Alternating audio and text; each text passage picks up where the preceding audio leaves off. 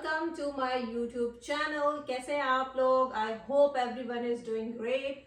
तो आप लोगों के बहुत ज़्यादा असरार पर मैंने अफरोज़ को अपने उसमें इंटरव्यू में ले ही लिया और हम आज इसकी जर्नी स्पेशली ज़्यादा फोकस वही होगा जब से वो कनाडा मूव हुई है, इसने क्या क्या किया, कैसे कैसे किया, ताकि आपको इनमें से कुछ पॉइंट्स मिल सकें और मे बी वो आप लोगों के लिए, होपफुली वो आप लोगों के लिए हेल्पफुल हो सके।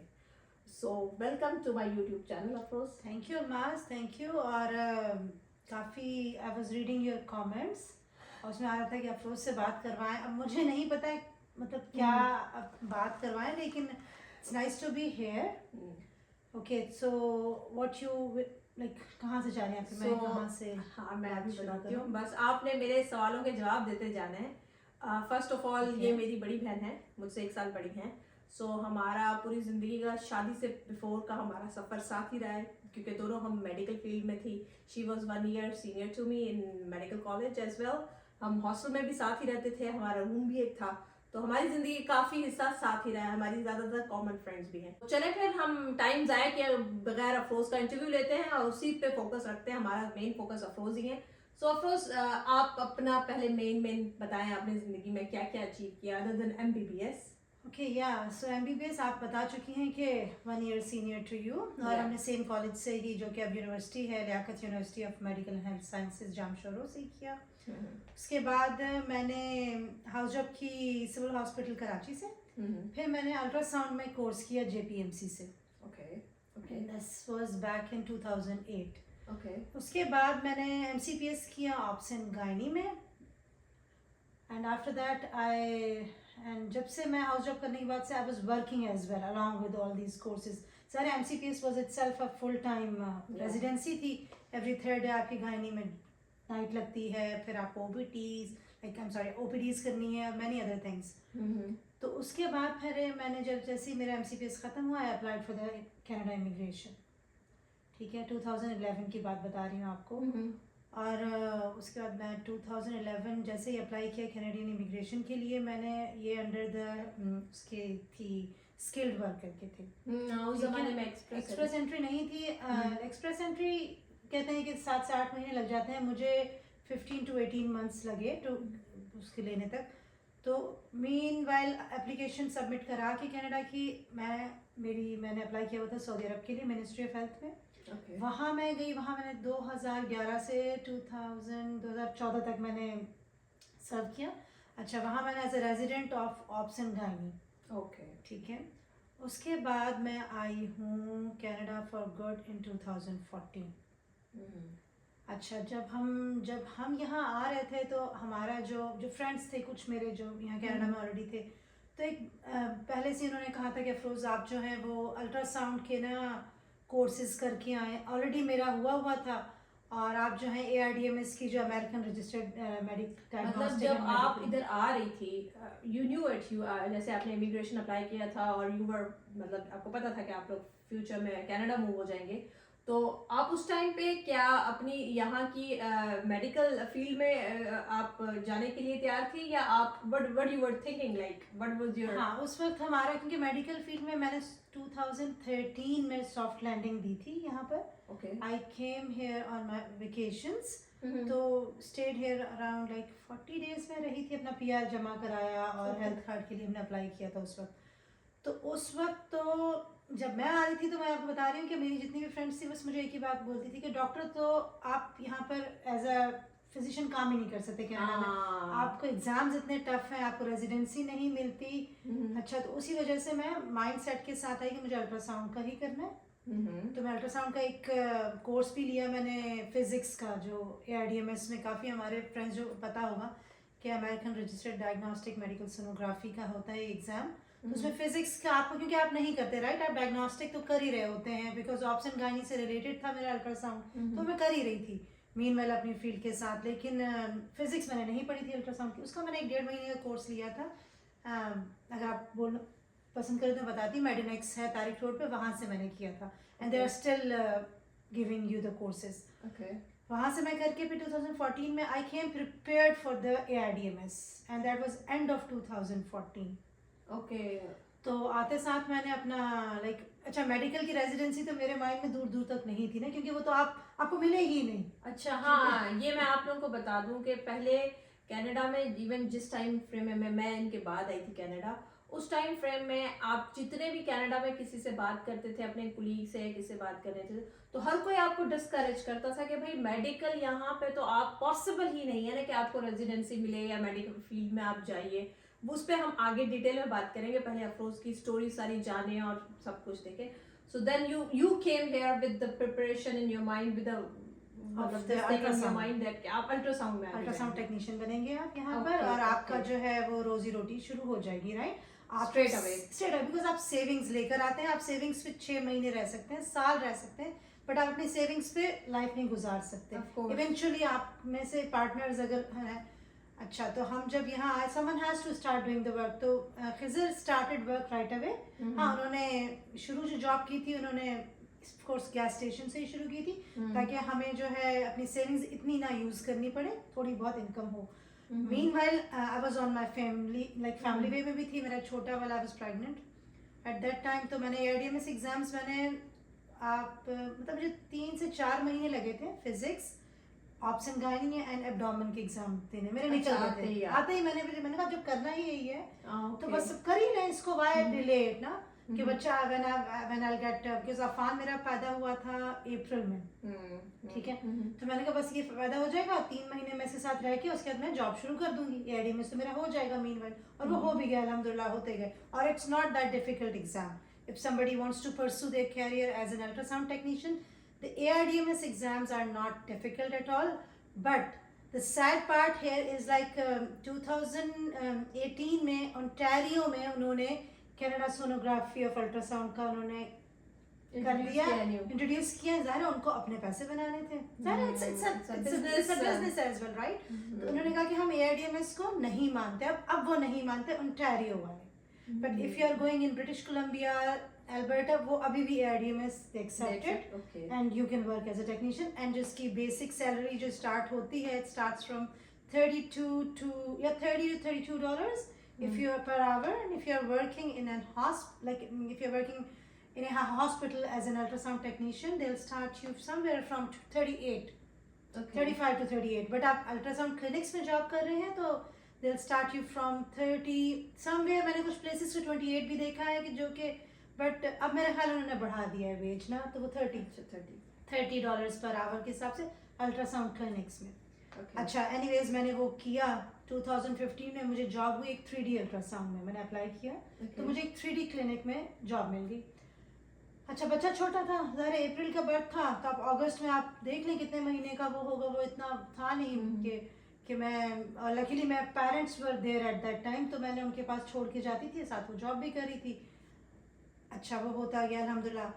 तो 2016 की मैं आपको बात बताऊं कि मैंने एक यहाँ पर हमारे लंदन में एक है जो आपके एक्सेस सेंटर कहलाते हैं, उसके नाम से एक्सेस सेंटर है उसका नाम।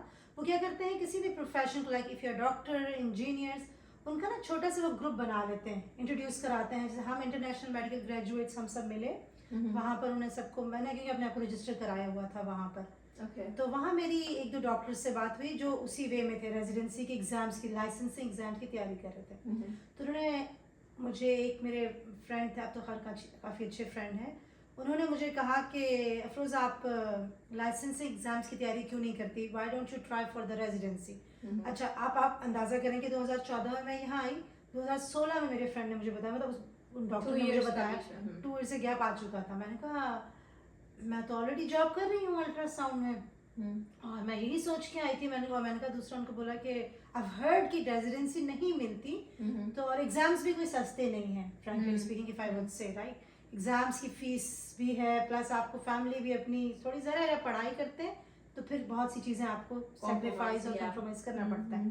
अच्छा, उसी दौरान में खिजर की बहुत अच्छी जॉब हो गई थी, और वो आउट ऑफ सिटी जाते थे, 1 आवर की ड्राइव करके उनकी जॉब हो गई थी। तो मैं हर वक्त तो पढ़ाई नहीं कर सकती थी, मैं लाइक उस तरह मुझे बच्चे भी देखने थे, मुझे जॉब भी देखनी थी अपनी, और मैंने कहा ठीक है पढ़ती हूँ, I keep my pace very slow but I will. अच्छा, अल्हम्दुलिल्लाह हमने किया। तब जब मैं आई थी तब 4 एग्जाम्स होते थे, एवेल्युएटिंग एग्जाम जिसे EE कहते हैं, जो कि अब ख़त्म हो गया है, क्वालिफाइंग 1, एंड नेकॉस्की अच्छा नेकॉस्की के बाद आप रेजिडेंसी अप्लाई कर सकते हैं। okay. अच्छा वो करते करते 2016 के एंड में मैंने एग्जाम्स देना शुरू किए, 17-18 हो गया मेरे एग्जाम्स, मतलब नेकॉस्की तक मेरे हो गए कि मैं एलिजिबल थी रेजिडेंसी अप्लाई करने के लिए।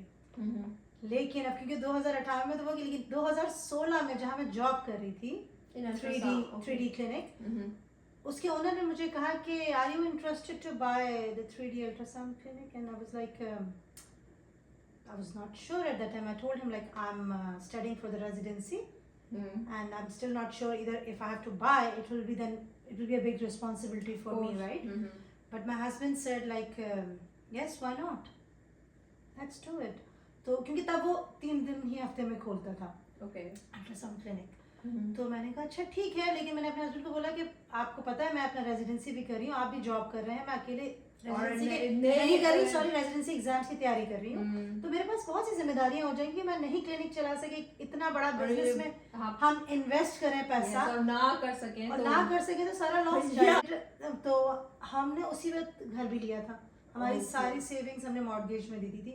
तो anyways line of credit which is called as a loan, हमने वो लिया दोनों ने, हमने उससे वो बिजनेस अल्लाह का नाम लेकर बिस्मिल्लाह करके परचेज कर लिया मतलब अल्हम्दुलिल्लाह ले लिया हमने 2016 के एंड में ले लिया।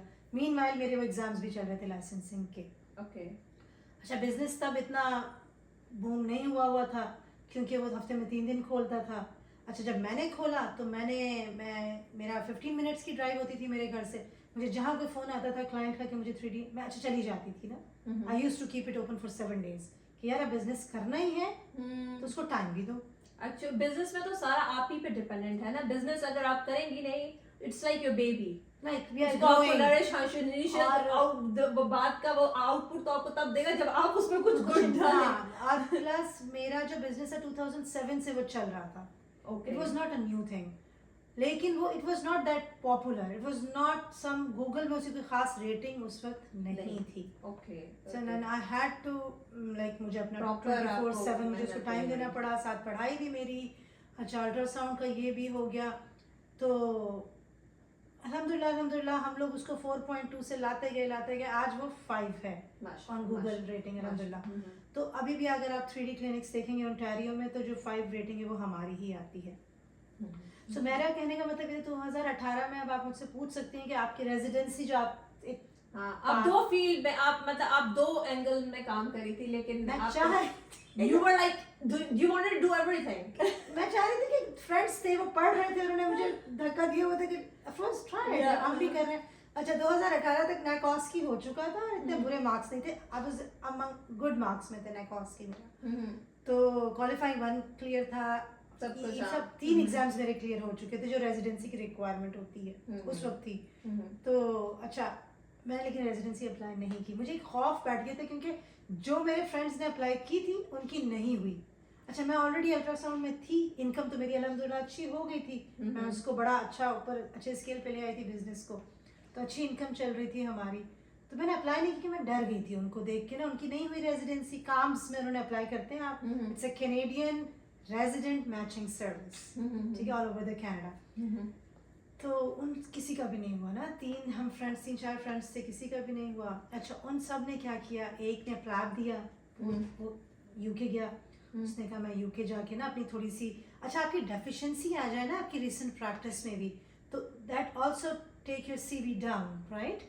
ये बात तो सारे डॉक्टर्स को पता है, जब आपकी डेफिशिएंसी आ जाए आपकी प्रैक्टिस में, तो मेरी रिसेंट प्रैक्टिस में 4 साल का ऑलरेडी गैप आ चुका था। यहाँ ये प्रेफर करते हैं 3 साल से विद इन हो, ओके विद इन 3 इयर्स आपका अगर गैप है तो इट्स ओके, वरना इससे ज्यादा हो जाएगा, चांसेस हैं कि आपकी हो जाएगी। ओके और आप किसी रिसर्च प्रोग्राम में हैं साथ साथ, ठीक है, कुछ ऐसा कर रहे हैं, तो काफी फ्रेंड्स रिसर्च प्रोग्राम थे, उसके बावजूद उनका they did not get the residency. अच्छा 1-2-3 फ्रेंड्स तो मेरे बैक होम चले गए, कुछ पाकिस्तान के अपने अपने मुल्क चले गए, उन्होंने प्रोविंसेस को सर्च करना शुरू किया। अच्छा प्रोविंसेस की रिक्वायरमेंट डिफरेंट है, उन्होंने कोई प्रोविंस फैमिली मेडिसिन का 2 साल का चाहता है कि आपने वो किया हो तो आपको बस यही 3 एग्जाम देने होते हैं और आप अप्लाई करते हो, फिर आइल्स या कोई भी इंग्लिश आपका लैंग्वेज वो आपने आइल्स देना है 7 इन ईच, उसका जो भी मॉड्यूल है उसमें सब में 7 लेने हैं आपने, और यू अप्लाई एंड आपकी एप्लीकेशन जाती है प्रोविंसेस में एंड दे कंसिडर यू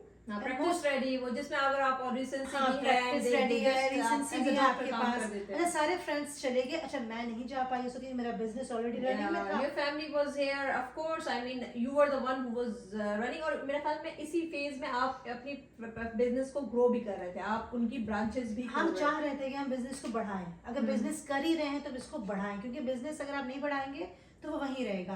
अल्हम्दुलिल्लाह मेरी रेटिंग तो 5 हो ही गई थी, हमने लाइक क्लाइंट्स वगैरह बना लिए थे अपना, it's a word of mouth. ठीक है, कोई एक जाती है तो, and 3D ultrasound pregnancy related ही है, ठीक है, which was kind of related to my field as well।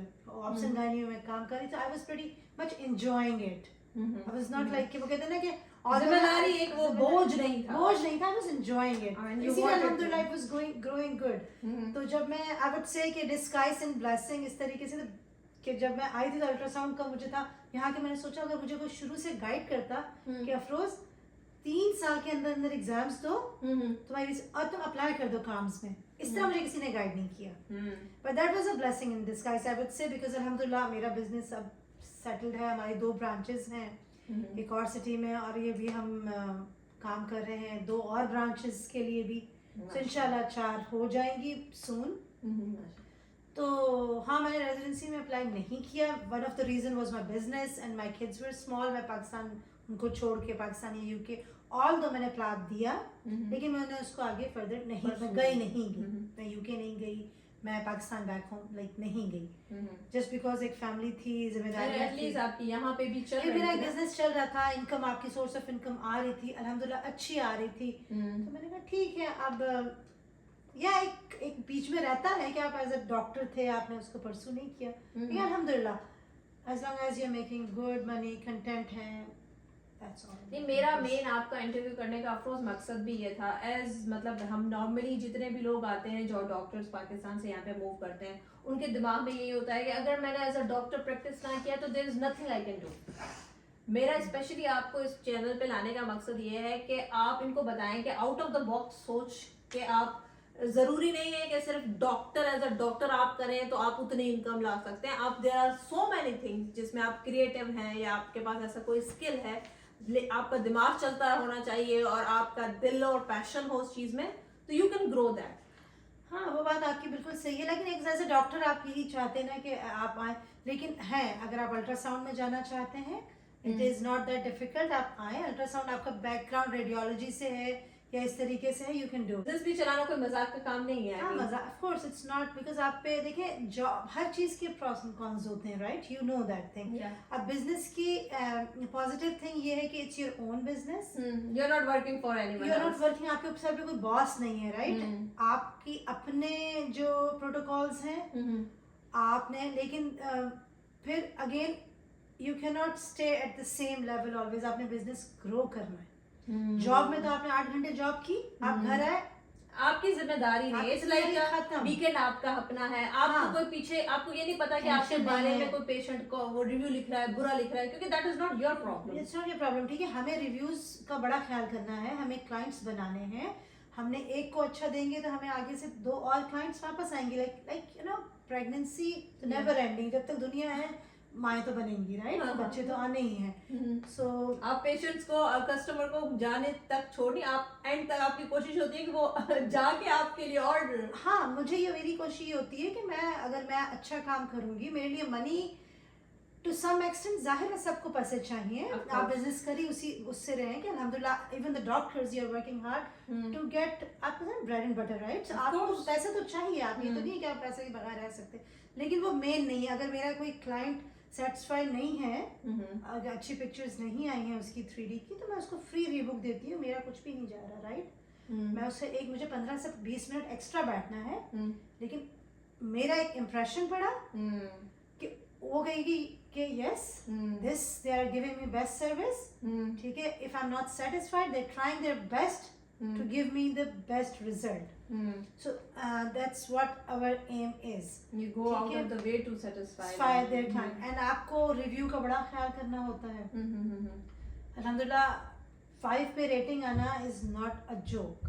ठीक है, आप 4.2 या पता नहीं 4 थी जब मैंने शुरू किया था, 4 उससे बढ़ा के फिर आप 24/7 you're on the phone, अगर आप जॉब नहीं भी कर रहे हैं आपको फोन आ रहा है, even when you write down, आप फॉर इंस्टेंस आप कुछ भी गूगल करती हैं, आपके पास 4-5 चीजें साइट्स खुल जाती हैं, right? You always go for the one with the higher rating. आपका पहले माइंड में यही होता है कि यार इसकी इतनी अच्छी रेटिंग है तो I just contact that person या दैट शॉप, ठीक है? इसी तरह हमारे साथ भी है, अगर मैंने फोन कॉल एक भी मिस की है, आई एम श्योर वो अब नेक्स्ट अगले वाले को कॉल करेगी।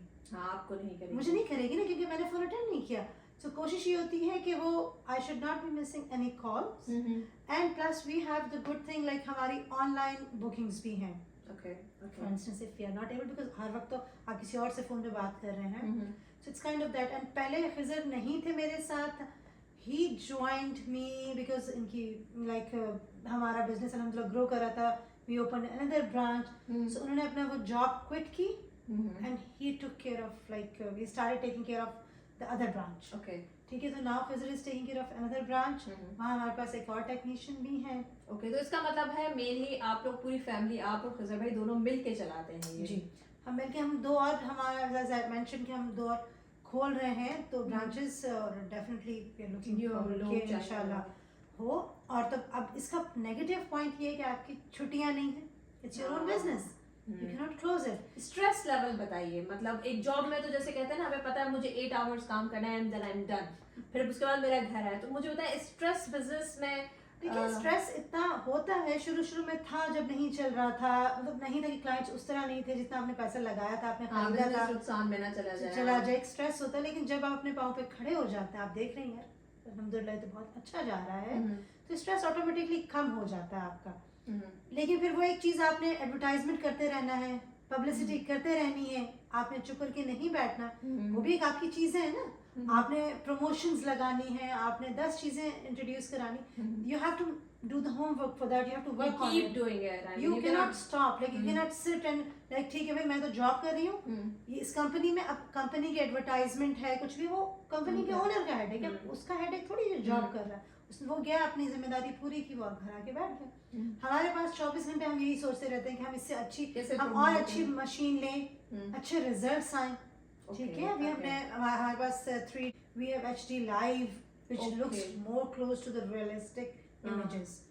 So you have to make your things getting better, keep working on because आपका competition चल रहा है, it's not your monopoly, you're not only one in the town, you have other competitors as well, so you have to compete them and you have to be better, आपको अपना business चलाना है। तो अफरोज, मेरा सबसे important question, I understand you are doing your business and business करना कोई मजाक की बात नहीं है, और आपने जैसे बताया कि खजर भाई भी ये बिजनेस कर रहे हैं और आपकी ब्रांचेस हैं, it is not just one thing, एक शॉप या एक क्लिनिक नहीं है, दे आर, और आगे आप लोग सोच भी रहे हैं इसको एक्सटेंड करने की।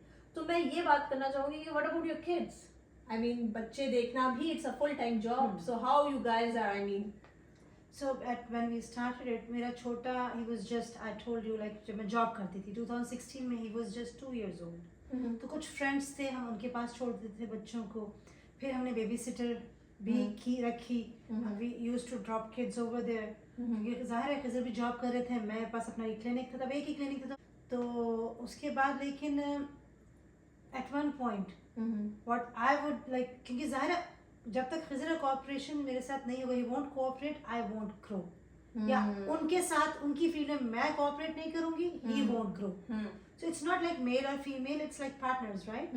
You're working together as a team and you have to, otherwise Canada में especially when you don't have any other help, you don't have your parents here, you don't have your siblings here, it's by yourself, right? Because we are the first generation जो हम यहाँ आए हैं, हमारे बच्चों के लिए हम always we are available, वो आराम से अपने बच्चे हमारे पास छोड़ के, मतलब like you know what, they will be having us as the support, but when we came we did not have anything, it was just our friends, some babysitters, फिर स्कूल में आफ्टर स्कूल प्रोग्राम्स हैं, आपने वहाँ छोड़े बच्चे, और क्योंकि मैं क्लिनिक अक्सर गर्मियों में 7-8 बजे तक भी खोलती हूँ, विंटर में थोड़ा सा सनसेट अर्ली होता है तो मैं 6 o'clock तक रखती हूँ, तो और जब से खिजर ने साथ काम मेरा ज्वाइन किया है 2020 से, वी आर डूइंग टुगेदर, हमने दूसरी ब्रांच 2020 में ओपन की थी, तो फिर बच्चे मेरे अब like at the beginning yes वो देखते थे, वो घर देखते थे जब लाइक, क्योंकि वो शिफ्ट जॉब्स करते थे अपनी जॉब पर, वो रात में जाते थे,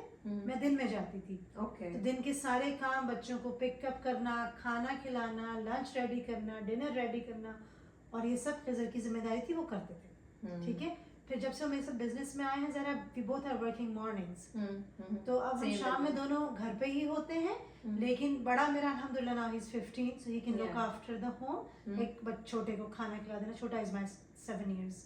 तो यस, यू आर राइट कि जब तक पार्टनर्स की आपकी जो it's a partner, it's a team. कहने का मकसद ये है कि when you are coming to Canada and आप बड़ी बड़ी सोच के साथ आते हैं कि मैंने इधर ये करना है, मैंने वो करना है, और आप एज अ फैमिली हैं, मैं इंडिविजुअल की बात नहीं कर रही, अगर आप फैमिली आ रहे हैं, बच्चों के साथ आ रहे हैं, तो यहाँ पे सबसे इम्पोर्टेंट टिप जो मैं स्पेशली देसी फैमिलीज को देना चाहूंगा, यहाँ पे ऐसे नहीं है कि आप अपने पेस में, अपनी स्पीड में खुद काम कर रहे हैं और दूसरों को पीछे लगाया हुआ है। आपको एज अ टीम काम करना पड़ेगा अगर आप इस कंट्री में एज अ सक्सेसफुल होना चाहते हैं। It is not like this कि वो बेचारी अगर सारा दिन काम कर रही है तो वो आके फिर वो कुकिंग भी करेगी। एक बंदा सारा दिन घर पे बैठा है, okay it's fine, but it doesn't mean कि वो कुकिंग नहीं करे, वो एज अ हस्बैंड सिर्फ मोबाइल देखता रहे, मैं घर पे बैठा हुआ हूँ ना। इट इस तरह ये चीजें यहाँ पे कनाडा में नहीं चलती। तो स्पेशली जो पाकिस्तान या इंडिया से लोग मूव करते हैं, इस चीज को दिमाग में बिठा के आए कि अगर इस आके इन मुल्कों में आपने आगे प्रोग्रेस करना है तो आपको एज अ टीम काम करना पड़ेगा। और यहाँ पे कोई ऐसी जिम्मेदारी या रिस्पॉन्सिबिलिटी नहीं है कि वो फीमेल्स करेंगी, या कोई ऐसी रिस्पॉन्सिबिलिटीज नहीं है जो सिर्फ मेल कर सकते हैं। कुकिंग, खाना, उठना बैठना, बच्चों को देखना, हर कर सकते हैं। क्योंकि जब मैं आई थी, मुझे याद है Khizar I was pregnant, right? अच्छा, मुझे ड्राइविंग के लिए खिजर ने फोर्स किया। मैंने कहा मैं अभी प्रेग्नेंट हूँ, आप एक 8 months की टमी लेकर आप ड्राइविंग टेस्ट देने जा रहे हो, तो अगला भी ज़ाहिर आपको फौरन नहीं देता है कि यार now she is on a family way, उसके पीछे बच्चा भी बैठेगा गाड़ी में, तो और कॉन्शियस हो जाते हैं, राइट? कैसे चला रही है, किस तरह ड्राइविंग कर रही है। तो मैं उनसे कहती थी देखें जब बेबी हो जाएगा, मैं टेस्ट कह रही नहीं, यू हैव टू ड्राइव।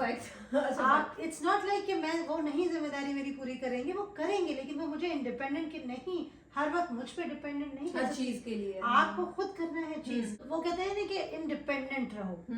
मैं यहाँ पे आके एज अ कनाडा आप अपने मियाँ पे ज्यादा डिपेंडेंट, जितना आप प्रोग्रेस करना चाहेंगी, specially this is for females, कि अपने ऊपर रहें, सारी चीजें सीखें। ऐसा नहीं है कि मेरा हस्बैंड है तो वही ड्राइव करेगा, मेरा हस्बैंड है तो वही बिल्स पे करेगा, मेरा हस्बैंड है तो उसी का क्रेडिट कार्ड होगा। प्लीज इन चीजों को अपने दिमाग से निकाल दें। और हम इस इंटरव्यू को भी शॉर्ट करते हैं, और नो डाउट अगर दोनों हस्बैंड वाइफ काम कर रहे हैं तो वो एक एक जॉब कर रहे हैं, एक एक पॉइंट है, तो बच्चे देखना भी फुल टाइम जॉब है। ये मेरा स्पेशली उन लेडीज के लिए है जो काम नहीं कर रही और बाय चॉइस। मैं बिल्कुल अगेंस्ट नहीं हूँ, यू आर डूइंग ग्रेट, हमें किसी को जज नहीं करना चाहिए, क्योंकि बच्चों को संभालना it is a full time job. लेकिन जहां ऐसे कपल्स दोनों काम कर रहे हैं, वहां पे एक बंदा, ऐसा नहीं हो सकता कि वाइफ है वो काम भी करेगी और बच्चों को भी देखेगी, मियाँ सिर्फ एक काम करेगा। नो, अगर आप चाहते हैं अपनी फैमिली को आगे ग्रो करना और आप वो करना, तो आपको डिवाइड ही करना पड़ेगा। और सही बात है, नहीं करना पड़ेगा। और ये तो चले, इट वाज नॉट लाइक आज का हमारे basically we were focusing on the career, but this is also the part of like growing.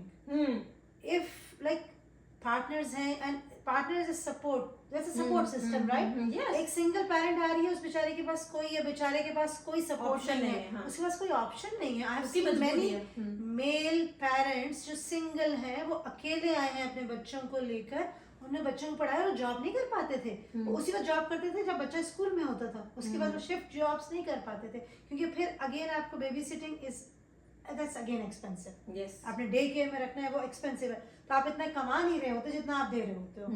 तो अगर अल्लाह ने आपको ये ब्लेसिंग दी है कि आप पार्टनर्स, आप वन एंड, तो फिर try to go with that one. Allah ने आपको ब्लेस किया है ना, राइट? अल्हम्दुलिल्लाह आप दो हैं, सो आप you can take go with side by side के। यार अगर हम दोनों जॉब कर रहे हैं तो हम दोनों आके काम डिस्ट्रीब्यूट कर। पॉइंट ऐड करूंगी कि specially for the doctors who are coming to Canada, kindly please do your homework before coming. I did not do my things, but अल्हम्दुलिल्लाह I am happy. It's not like I am not happy, I am happy, but एक वो deficit रह जाता है ना कि आप as a physician काम नहीं कर रहे। तो आप प्रोविंसेस का पढ़ के आए, डिस्क्रिप्शन किस प्रोविंस की क्या रिक्वायरमेंट है, और आते साथ सिर्फ आपको 2 एग्जाम्स देने हैं, क्वालिफाइंग 1 एंड नेकॉस की।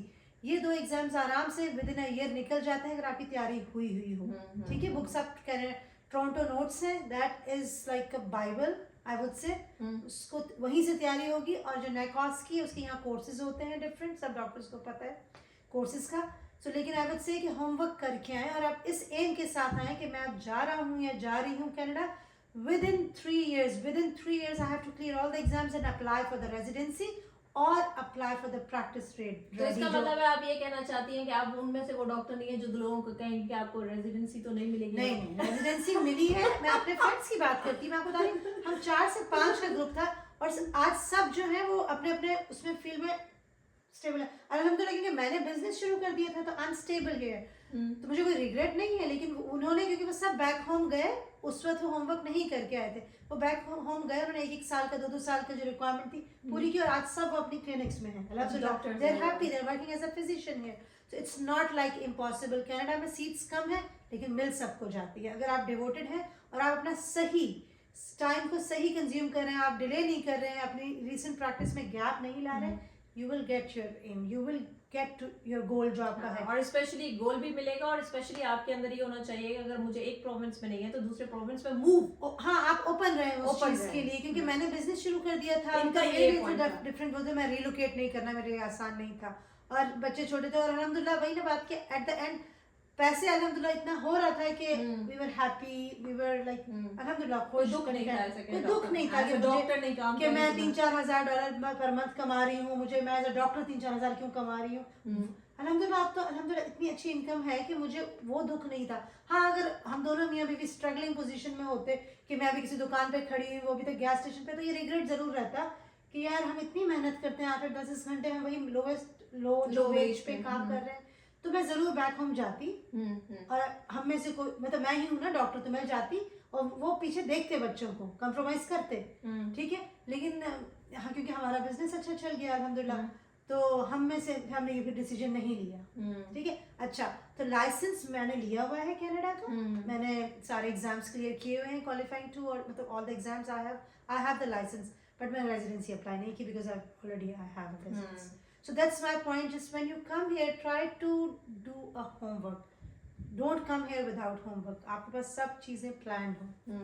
तो मेरा ख्याल में आपका हो जाएगा। और मैं हमेशा कहती हूँ कि इस सोच के साथ ना आए, लोगों की बातें मत सुने। आपकी जर्नी आपकी है कि हर किसी के लिए रिस्पेक्ट होना चाहिए, काम करें ना करें, लेकिन अगर आपके माइंड में है, and if you are coming here to work, then Afroz की बात होमवर्क के साथ है, होमवर्क के साथ है। If you want to work as a physician, otherwise बहुत से और ऑप्शंस हैं आपके पास। आप रिसर्च में जा सकते हैं, आप एज अल्ट्रासाउंड टेक्नीशियन काम कर सकते हैं, आप इनफर्टिलिटी क्लिनिक्स खोल सकते हैं। There are many endless options हैं आपके पास, बट बिकॉज आप एज अ फिजिशियन काम कर चुके होते हैं तो फिर आप चाहते हैं कि आप यहाँ पे भी परसू करें। तो बस अपना ख्याल रखें। और इसी के साथ thank you so much Afroz for coming on my show, on my YouTube channel, on Aima's YouTube channel. या Aima's YouTube, and I hope कि थोड़ा सा आप लोगों को थोड़ी सी इन्फॉर्मेशन, थोड़ा सा कुछ बिल्कुल मिली हो और आपके लिए हेल्पफुल हो। और thank you so much for watching us. अपना ख्याल रखें, बाय बाय, टेक केयर।